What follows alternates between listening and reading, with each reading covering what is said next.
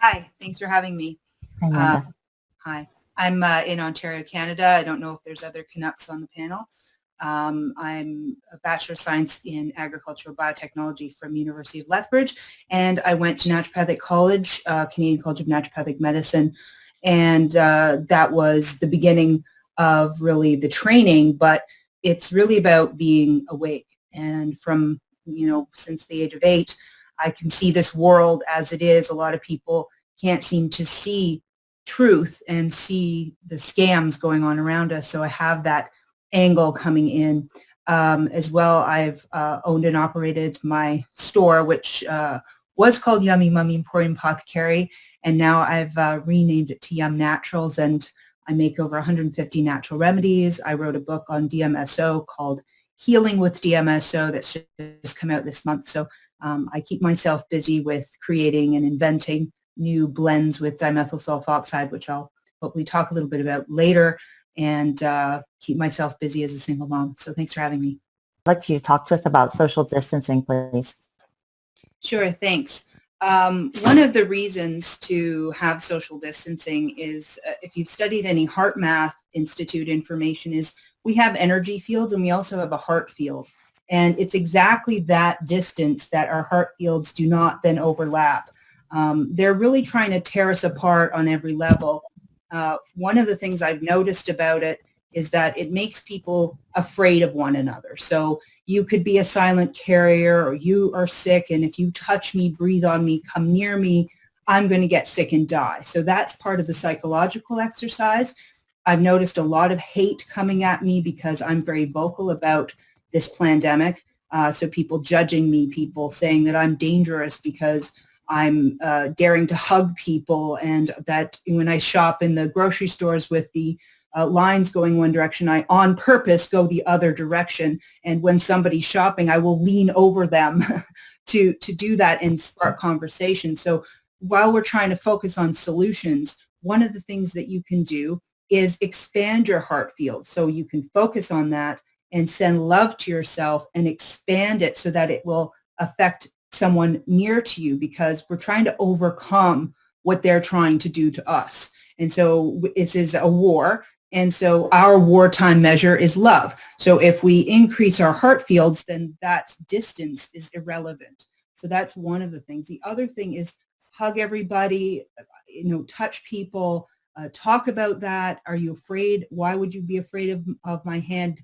Not last year, but now this year? Or what is it that you're exactly afraid of? And get the conversation going, because you don't need to be afraid of a germ. That's one of the things that they've been using for ages. Ever since the design of the virus, they've been encouraging us to be scared of something that we can't validate and we can't see for the most part.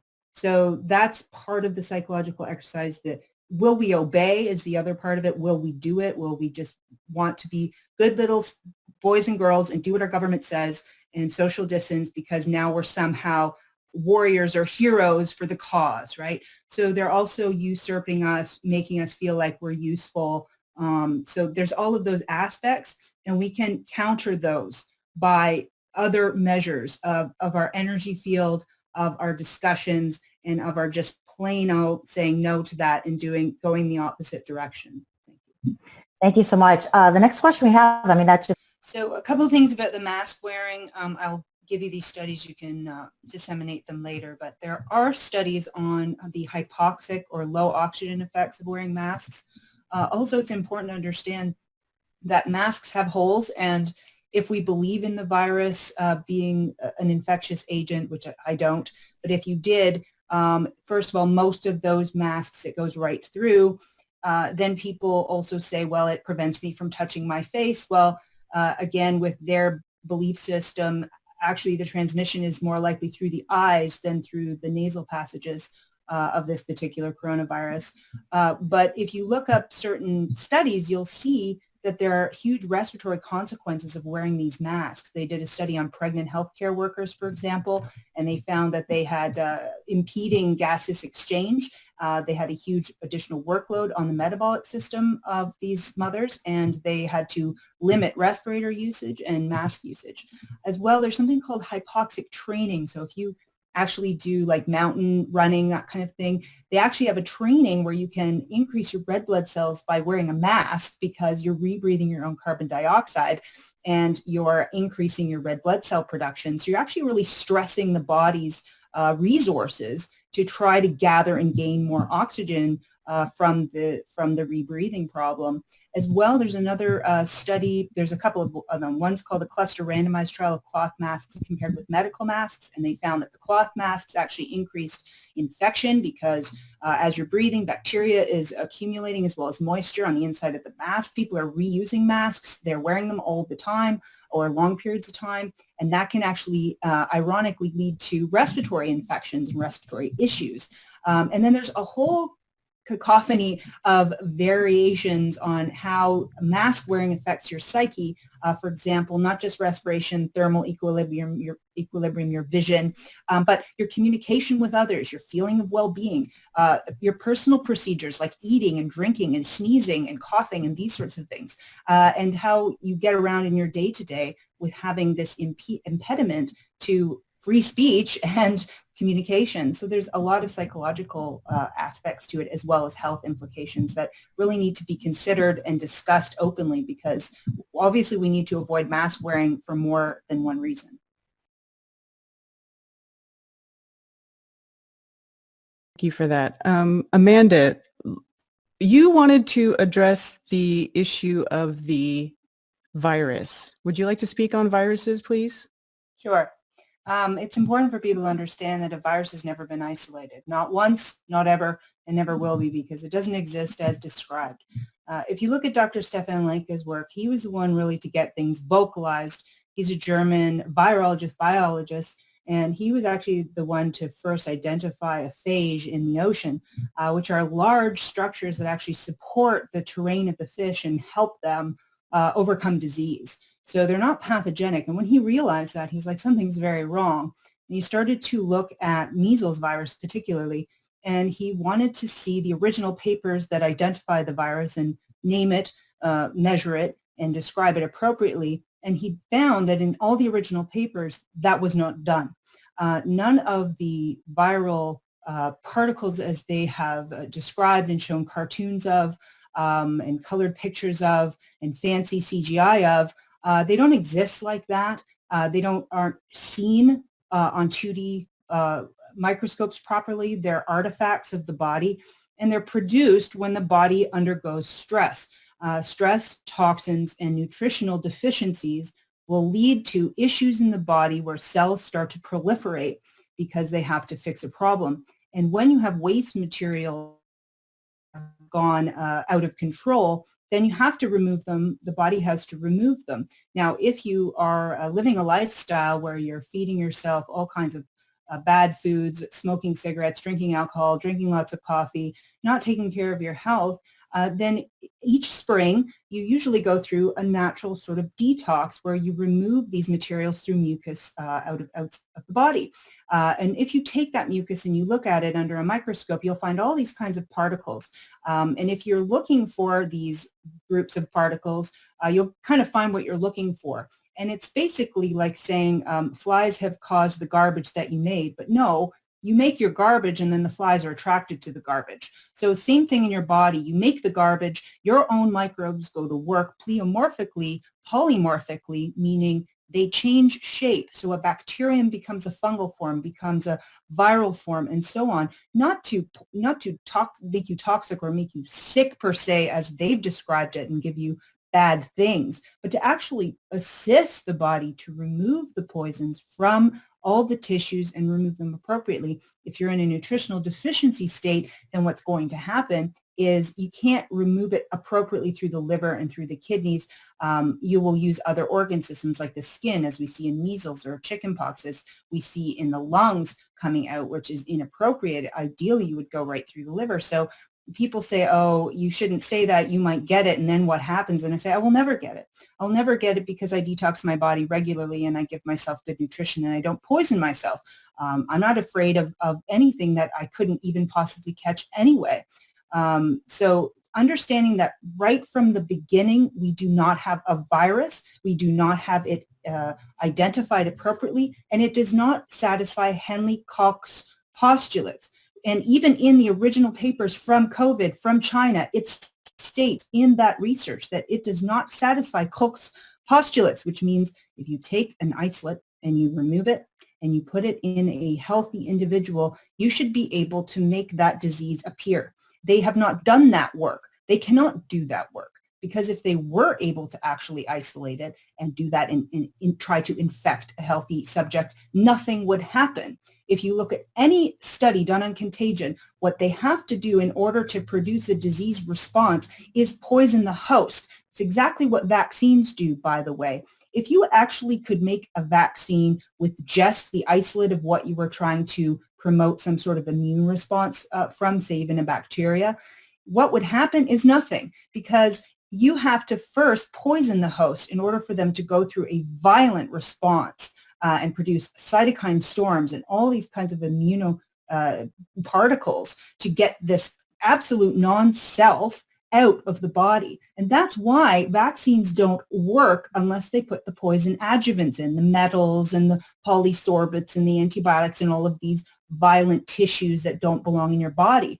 So right there, we don't have contagion and we don't have viruses. From the research, from the base of the history of it, and I always encourage people to go read Dr. Stefan Lenke's work. If you're new to this, if you're trying to understand this, you cannot take a virus and put it in a biological lab and make some Frankenstein monster, because the second it hits air, the second it hits the sun, it's over. It denatures. It's done. It dehydrates, okay?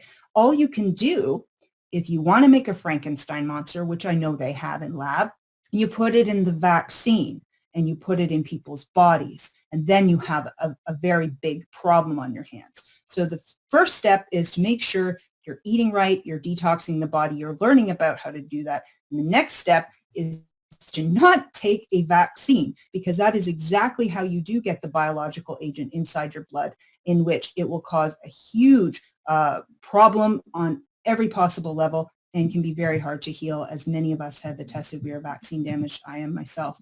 So I just want to address that. I have all the research and all the papers for anybody who wants that information. I'm more than willing. I have blog articles on my website, lots of videos on this topic, so you can learn about why this does not exist as described, and to understand pleomorphism, that we make the particles ourselves. And that's why they say it mutates. Oh, it's changed a little from Italy to Iran to Canada. Why? It hasn't mutated at all. It's because we each make individual particles that are a little bit different than everybody else. So you can look at that map that they say it's mutated, and it's all bollocks. So I want to get that point across. Thank you. Okay, Amanda, thank you. Also, actually, one of Amanda's suggested books I actually just recently purchased, and this might be a good thing for others to purchase, Goodbye Germ Theory. It's called Ending a Century of Medical Fraud and How to Protect Your Family by Dr. William P. Trebing. So that's something that you can pick up as well if you want to educate yourself as far as germ theory and viruses are concerned. I wanted to touch on the herd immunity lie, because a lot of the vaccine propaganda is, again, it pairs you against your neighbor. So somehow if you're unvaccinated, you're evil and you're dangerous and you're putting everyone at risk. And so I just want to go back in history and clear it up, because the theory, and it's just a theory, and has never been scientifically proven to actually exist. It was coined in 1933, and it was a researcher called Hedwig, and he was studying measles in the United States between 1900 and 1931. They didn't have a vaccine then. And what he noticed, if there were epidemics where he saw an increase in measles, it would only occur when less than 68% of the children had developed a natural immunity to it or had gone through the process. And so their theory was that children are building their own natural immunity after being exposed to it or going through it, which it's not an exposure, it's their own actual detox process, and it's called an exanthem of childhood, but that's another story. But that's just what he noticed by keen observation. That was it. The end of the story. This is a marketing ploy by the vaccine industry. They took that study, which is from Oxford University Press. And then they jumped the figure with no justification to 95%. And then they just start claiming it, that if you don't get 95% vaccine coverage, then you don't have proper immunity. Then if you go and you look at the failures, you find communities where you have 99% vaccine coverage and failure, they still get the diseases. And so if you just, again, go to the history and the information, the actual research, you will see that there is no such thing as herd immunity. It doesn't exist. Whether it exists in natural tendencies, that's something else that would need more study, because that was just an observation. It wasn't actually scientifically studied properly. And as far as vaccines, doesn't exist. I want to just point you to a video called Vaccines Are Dangerous by Dr. Valentine. And he was wonderful. I actually was on yesterday I was on a panel with him.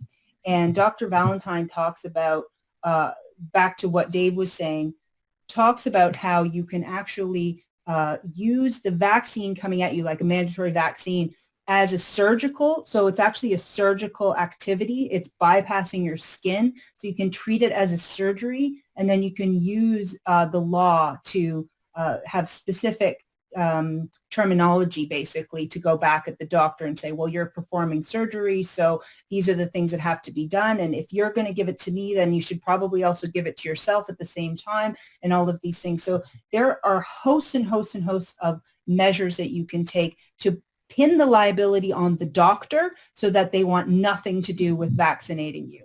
And then the other thing I want to mention, just as we were talking about foraging or growing food, was that there's a man by the name of Pascal Baudouin. I'm sorry, I can't say his French name very well, but he is a master at wild foraging. So growing food is one thing, but going and identifying the food that actually exists and already grows all around us is another whole thing. And I do suggest people start to learn about that, not only the herbs and the medicine, but also the edibles. How to identify mushrooms, how to identify different plants and root systems, and what times of year that those grow, because there's more than just, growing your own food. They're seeing what nature provides around you. So I just wanted to touch on that. Thank you. Very good point. You can eat dandelions from your yard. Those weeds that everyone wants to get rid of, they're very good for us. Shay. Contact tracing. Does anybody want to speak on contact tracing? That's a really big thing that's going on in the mainstream news right now. I can speak quickly to it from what I know. Basically, they've designed an app at this stage. Now, there was different layers of contact tracing before for like Ebola and stuff, but basically what it means is if you've come in contact with someone they have decided is infected, they are tracking you or following you to see where you go and whom you speak to see if you are tracing or who you're contacting and actually, passing that along. And it goes down obviously to the contagion theory, which I'm doing quite a bit of work on right now to debunk.